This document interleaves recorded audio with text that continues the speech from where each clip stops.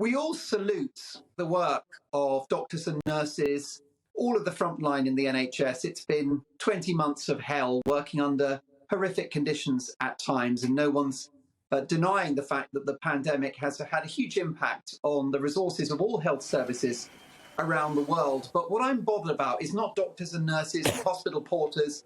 It's the administration of the NHS and the health department who have turned our great health service into the national COVID service. And with that, they have sown the seeds of their own destruction. I genuinely fear for the long-term survival of the NHS in its current form. It is now approaching bankruptcy, and it clearly appears to not be a viable concern in terms of the provision of health for the nation. Let me give you some stats to back up that rather troubling headline, Dan.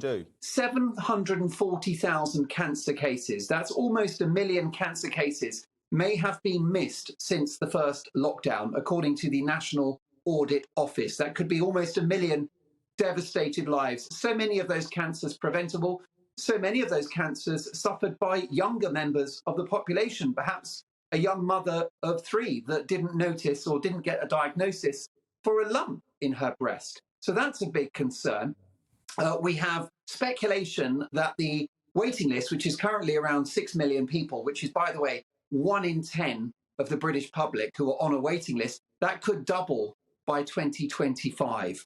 So I'm really concerned about the health of the service altogether. And it doesn't help that top medics, high-profile medics, often on social media, are calling for more Plan B measures. Now, we've seen enormous amounts of money thrown at the NHS in the course of the pandemic, and actually, just generally, notwithstanding coronavirus, Britain is now the biggest contributor to its health services in Europe, with 13% of our economic output going towards the NHS. All of income tax goes on the NHS, and yet the service is getting worse. And I agree with Alistair Heath in The Telegraph that COVID is being used as an excuse, and so many bad policies were enacted in the course of the pandemic, self-destructive moves by NHS managers, including, for example, trying to make the NHS COVID secure. Now, what did that involve? That involved cancelling operations and emptying wards. In the end, you're never going to make a hospital COVID secure in the course of a pandemic.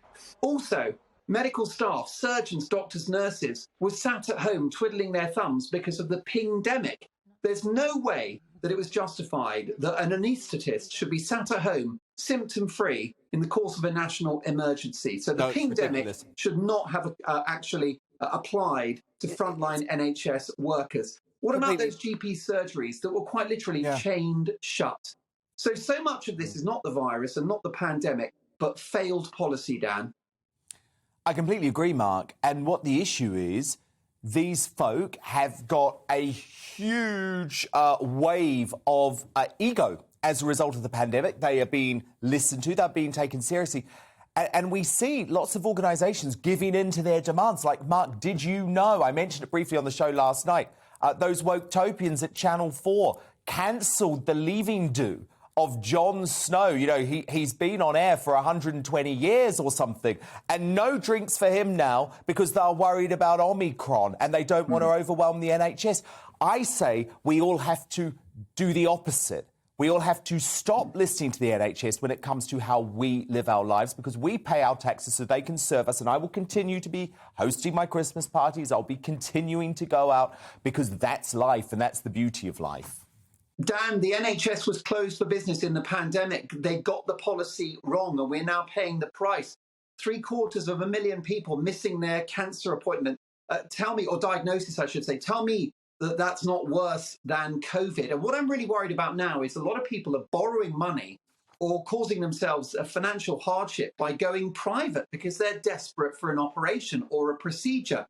And if that many people stop using the NHS and start paying for a private service, the NHS will lose its moral authority. It will be like the BBC, a service that people pay for, but not everyone uses.